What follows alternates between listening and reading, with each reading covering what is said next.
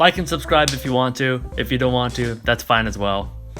Hopping right into the video, I'm going to be talking about the 76ers, specifically the recent moves they made, and what now, how they should evaluate players, what strategies they should implement to find more success in the future, and I guess the overall game plan that they should implement, in my opinion, to finally reach the potential that we all know that they have. So starting with the first part of this video, just kind of giving a brief overview and my thoughts on the recent moves that Daryl Morey and the front office did in the last week. So I first want to start off this section with the premise that I think they're doing an amazing job. I really thought that the 76ers were dead in the water, especially looking at ludicrously dumb contracts like Al Horford. I was stunned about the way Daryl Morey just completely turned the outlook of this lineup around. And it all started with moving off Al Horford and getting Danny Green. And this move was genius. You move off someone who doesn't fit with Joel Embiid, somebody who's playing the four, who's actually a 5, doesn't quite fit with Joel Embiid, was in the starting lineup but then got benched later in the playoffs. Like, this experiment, this fit just simply did not work, and shipping Al Horford off to OKC is a genius idea, especially considering the fact that the person they got in return is going to play an important part in the 76ers game plan. Now, I'm a Lakers fan. I admit I completely trashed Danny Green when he was smoking up the joint all throughout the playoffs, but at the end of the day, Danny Green is still a serviceable role player. I think he shot like 36% from 3 last year. He's a 40% career 3-point shooter. He may not be as fast laterally as his younger San Antonio days, but he's still a good defensive player.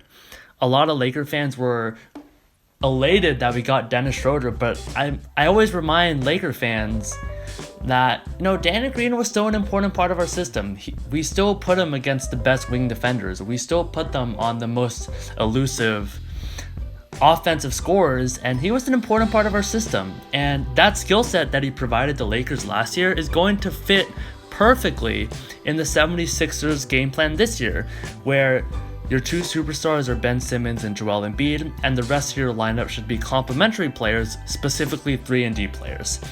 So Danny Green is a perfect move, and the second move was kind of building on this, trading Josh Richardson for Seth Curry, and Seth Curry just gives you that explosive shooting that you need.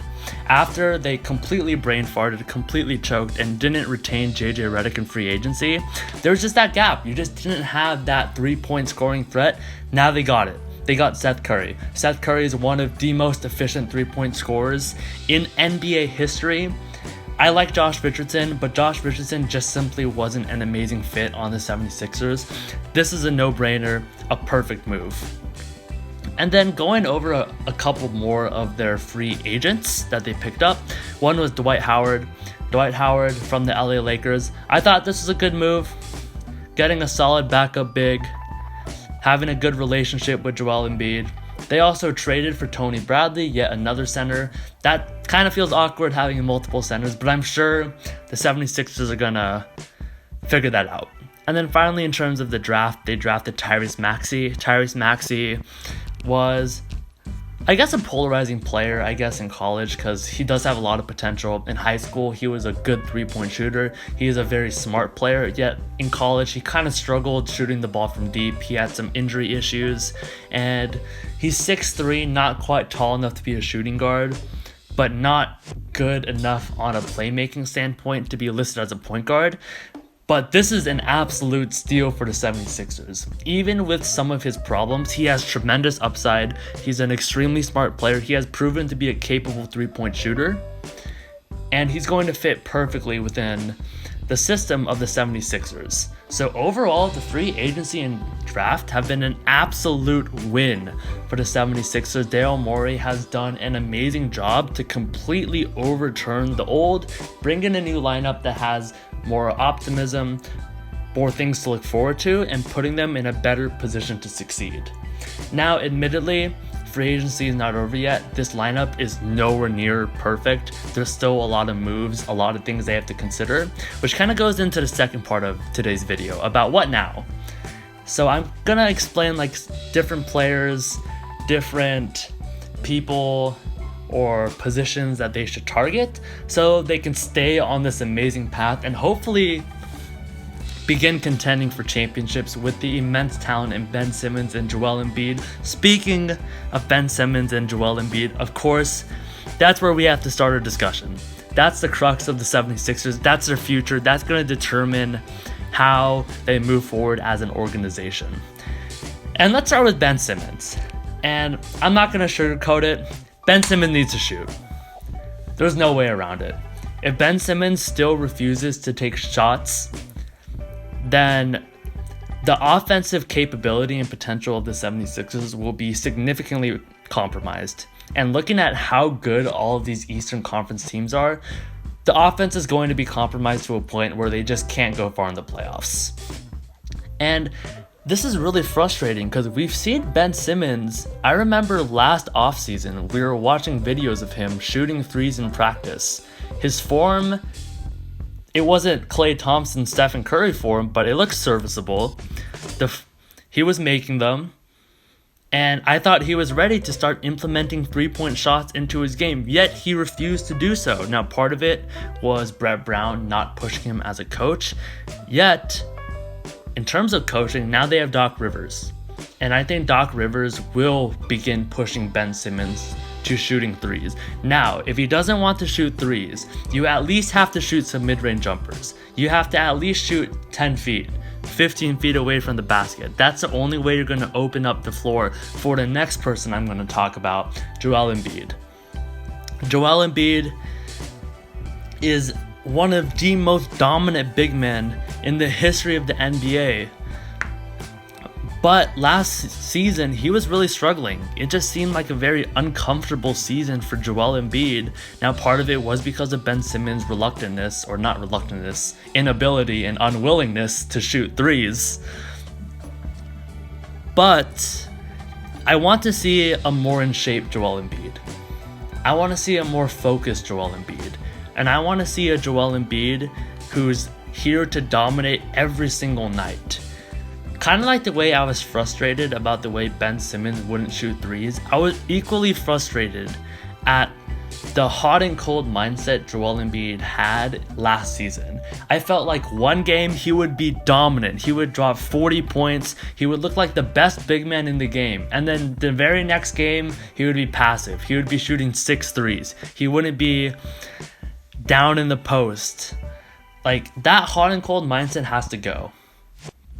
Now, in terms of practical steps that Joel Embiid and Ben Simmons can actually implement to make both of them more effective, I was kind of thinking about it. It's really hard to actually come up with solutions if Ben Simmons won't shoot, but maybe more direct Ben Simmons and Joel Embiid like pick and roll action, especially because Ben Simmons is such a good ball handler. Maybe you have Joel Embiid set a pick, he rolls, and Ben Simmons doesn't even necessarily have to give it to Joel Embiid. You could just fake the roll, and then Ben Simmons is so good near the basket, he could just drive and dunk, right? So maybe that can unlock a little bit more of the potential, but Doc Rivers really has to think about it. And this notion that Ben Simmons and Joel Embiid can't play with each other, is just absolutely false.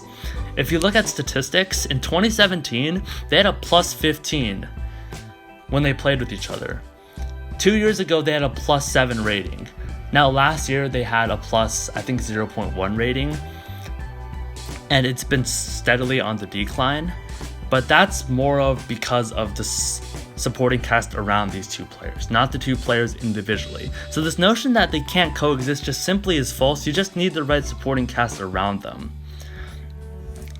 So I hope that made sense about Ben Simmons and Joel Embiid. So now I'm going to move on to their third star, Tobias Harris. And I don't really have a lot to say about Tobias Harris. I mean, I'm really happy that they brought Doc Rivers in because of his relationship with Tobias Harris. Tobias Harris had a near all-star year when he was on the Clippers coached by Doc Rivers, and hopefully we can start seeing Tobias Harris turn into a serviceable player, to someone who steps up and really contributes on both ends of the floor for the 76ers. Now, those are the players I wanted to talk about. Now, let's talk about what I think they should do in the future in terms of free agency, like the near future. And I think they need another playmaker. They need somebody other than Ben Simmons who can operate under a half-court setting, because unfortunately, Ben Simmons just kind of doesn't operate the same way in a half-court setting, kind of like how Giannis Antetokounmpo kind of becomes a lesser player. I think they need that other playmaker to make sure that their offense can operate successfully when you eventually hit the playoffs, where teams slow down, less transition, etc. And I was kind of thinking of trade machines, and the one I thought of actually that I want you, the viewer, to consider is trading Matisse Thybulle for Ricky Rubio of the Minnesota Timberwolves. Now, I know the money doesn't match up, and I couldn't really think of specifically what to do, but just a package around Matisse Thybulle for a package around Ricky Rubio. And the reason why I think this would be a total win-win for both sides is because for the Minnesota Timberwolves, they're looking for more defense. They're looking for more defensive pieces to surround the less defensive-oriented players in D'Angelo Russell, Anthony Edwards, and Karl Anthony Towns. And that would give them yet another young piece to add in their Western Conference equation. And then in terms of the 76ers, Ricky Rubio would be a perfect point guard for this team. He is one of the best facilitators in a half-court setting, and he would just elevate this team in ways that we can't even imagine, and probably take them straight into title contention. Now, if they don't go for Ricky Rubio, maybe there's other secondary playmakers in the market, but regardless, they have to get some type of playmaker. I know they were trying to experiment with some Shake Milton ideas. I just don't think that's going to cut it. So they have to try to get some type of secondary playmaker to really elevate the team, especially considering the fact that one of their superstars is a center. And the way you optimize a center is by having a playmaker. That's why in NBA history, some of the best duos are that playmaker big combo, Kobe and Shaq, etc. Right? So focusing on getting a playmaker between now to the end of free agency and training camp is going to be critical for this team's success. And I'm pretty confident that Daryl Morey can actually pull that off. So last part of the video, those are my thoughts. Last part of the video, I want to go over like potential lineups. I think it's really cool to put yourselves into perspective, put yourself in the shoes of an NBA coach, and think about what specific lineups you would implement. Now, the lineup I would personally employ is, assuming the Ricky Rubio trade goes through, you start Ricky Rubio at point guard, you have Danny Green at shooting guard, and then Ben Simmons at the 3, he's a point forward. I think he's actually naturally a small forward. Tobias Harris at the 4, Joel Embiid at the 5. And then at the backup, you have Shake Milton, you have Seth Curry, Dwight Howard, Tony Bradley, and Tyrese Maxey, and then any other players you decide to get later down the road. And I think that lineup would be dominant. I think that lineup would put them straight back into contention and really begin to see the fruits of their labor, really begin to see what their potential can bring them. Now, that's my personal lineup. As I'm closing this video, comment down below what lineup you would have the 76ers run. Would you do the Ricky Rubio trade? Are there any other ideas that you would consider? Drop your ideas down in the comments. And that's the end of today's video, so hope you have a great day. Peace out.